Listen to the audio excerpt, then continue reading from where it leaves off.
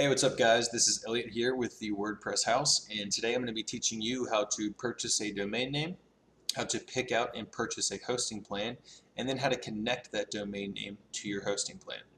So for this example, I am using GoDaddy as my provider, and the first thing that we need to do is search and see if the domain name that we want is available. So I will go here to the domain name search, and let's see if wphousetest.com is available. Which we can see here that the domain name is available, and it's showing us a price of $2.99. But that is only for the first year when you purchase for at least 2 years.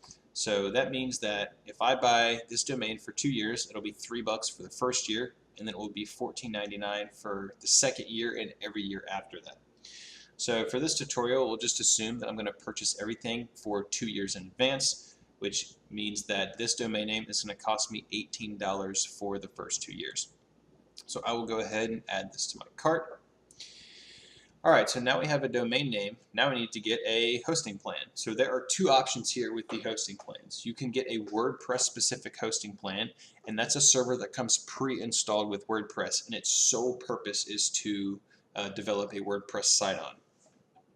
You can also get a regular Windows or Linux hosting server, which is going to give you a little more flexibility. So you can install WordPress on your Linux or Windows hosting server, but you can also install tons of other applications, and it also gives you more customization in the back end.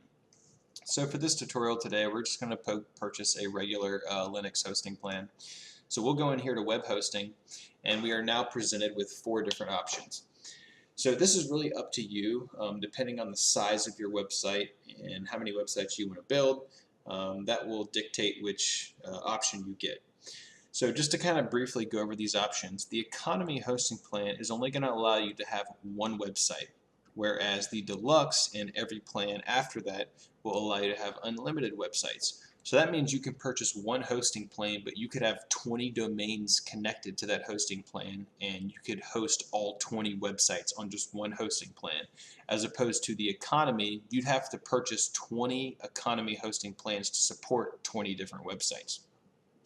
The economy plan also gives you 100 gigs of storage, which in my opinion is plenty of space for 95% of websites out there, but the deluxe plan and all the others after that give you unlimited storage.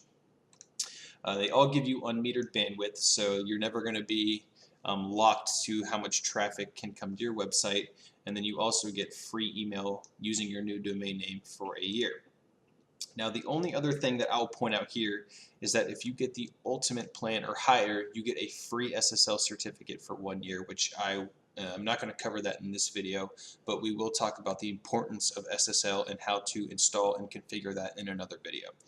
So today I'm just going to go with the economy plan, so we'll go ahead and add that to the cart, and now it's going to take me to a page where it presents me with other add-ons that I can purchase with this hosting plan.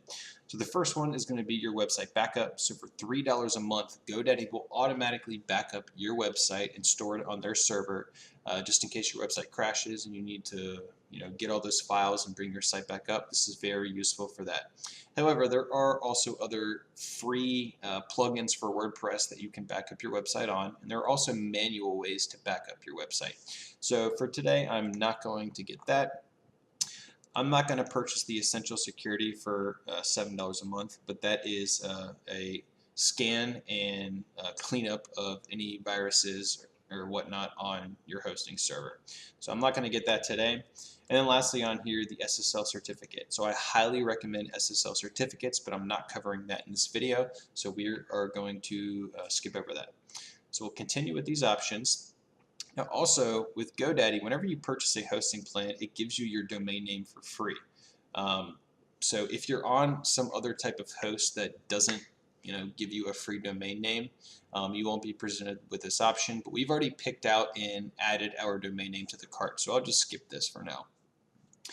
So now we are here on our checkout page. You can see it's defaulted my domain name to be registered for 5 years, but let's cut that down and only do 2 years. You'll notice it shows $0. That's just because this hosting plan comes with a free domain name, but this should be $18 based on what we discussed before. So here is our Linux hosting. It's defaulted to 3 years. Let's go ahead and switch that to 2. So now I'm only at 24 months. And we've also got our free email for the first year. And I believe that gives you up to 100 email addresses. So you can use your domain name for these email addresses. So I could have Elliot@wphousetest.com, and I could create another 100 of those. So everything looks good here. Our total is 192.